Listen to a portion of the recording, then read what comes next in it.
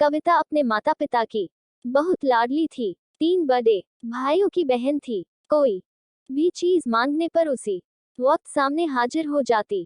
पूरे घर में रौब था उसका। पूरे परिवार और नौकरों पर राजकुमारी की तरह हुक्म चलाती थी। कविता स्कूल में भी पूरा रौब था उसका। बड़े घर की लाडली जो थी वह। ऐसे ही उसने कॉलेज में दाखिला लिया। उसकी ठाठ बाट, बड़ी गाड़ी में आना जाना, हर दिन नया फैशन देखकर हर कोई उससे दोस्ती करना चाहता था।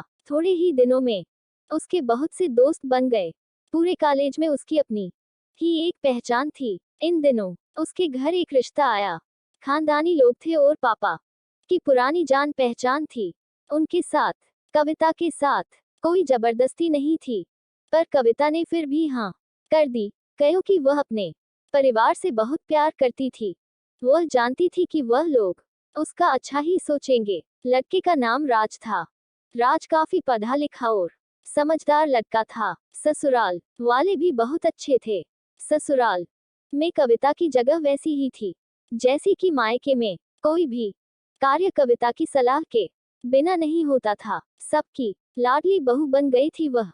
फिर उसके घर एक बेटे का जन्म हुआ। राहुल कविता को जान से प्यारा था। पोता पाकर ससुराल वाले तो फूले नहीं समाते थे। कविता कभी कभी सोचती कि उसकी किस्मत कितनी अच्छी है। उसका हर अपना उसे कितना प्यार करता है। चाहे जीवन में कैसा भी समय आए, मेरे अपने हमेशा मेरे साथ हैं। मैं कभी अकेली नहीं हो सकती। कितनी खुशकिस्मत हूँ मैं। पर शायद कविता की खुशियों को उसकी अपनी ही नजर लग गई थी। एक दिन वह मायके जाने की जिद कर बैठी। राज को बहुत काम था, लेकिन वह फिर भी उसे ले गया। रास्ते में उनकी गाड़ी अन्य गाड़ी से टकरा गई। कविता, राज और राहुल बहुत बुरी तरह से जख्मी हो गए। काफी दिनों के इलाज के बाद राज और राहुल तो ठीक हो गए, लेकिन कविता पूरी तरह ठीक ना हो सकी। सर पर चोट लगने के कारण वह अपनी आंखों की रोशनी खो बैठी। अब कविता की किस्मत जैसे उल्टे पांव चलने लगी। मायके वाले कुछ दिनों तक उसे मिलने आते रहे, फिर कभी कभार फोन ही करके पूछ लेते कि अब कैसी हो। धीरे धीरे ये सिलसिला भी कम हो गया। ससुराल वालों की सहानुभूति भी कम होने लगी।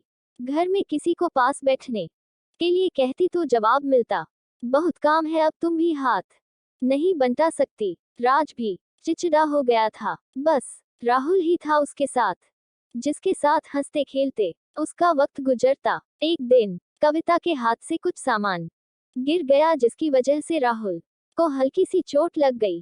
कविता के सास ससुर ने राहुल को उससे अलग कर दिया कि कहीं उसके ना देखने की वजह से बच्चे का कोई नुकसान ना हो जाए। कविता अंदर से टूट चुकी थी। एक दिन उसने सबके सामने मायके जाने की इच्छा रखी तो राज उसे तुरंत मायके छोड़ आया, जैसे कि वह भी यही चाहता था।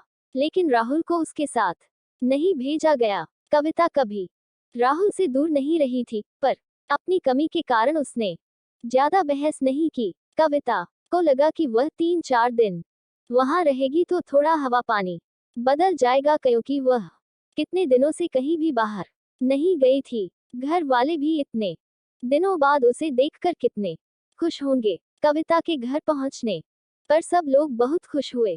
खाने में सब कुछ कविता की पसंद का ही बना था। उसने अपने मम्मी पापा और भाई भाभीियों से दिल खोलकर बातें की।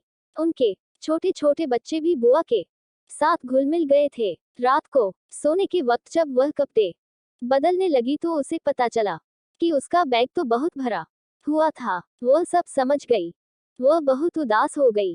कुछ दिनों तक तो सब ठीक रहा, फिर जैसे सब बदलने लगा।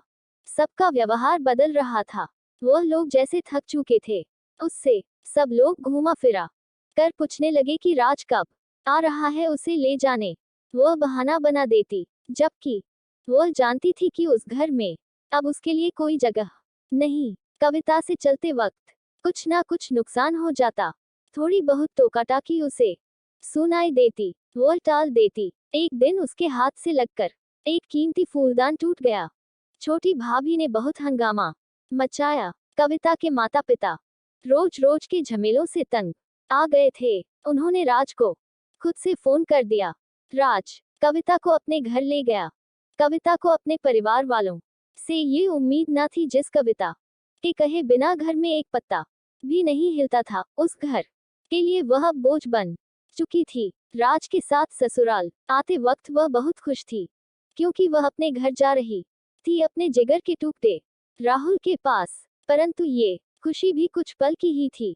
सारा बंदोबस्त पहले ही किया हुआ था। कविता को सीधे ऊपर वाले कमरे में पहुंचा दिया गया। राहुल से दूर रहने की सख्त चेतावनी दी गई। एक कामवाली लता को उसकी जिम्मेदारी सौंपी गई, जो उसके खाने पहनने जैसी जरूरतों का ध्यान रखती। कविता ज्यादातर चुप ही रहती, कभी कभी कामवाली लता से थोड़ा बतिया लेती। उसके जरिए राहुल का पता चल जाता। सबकी लाडली बेटी और बहू सबके लिए लाडली से बोझ बन चुकी थी।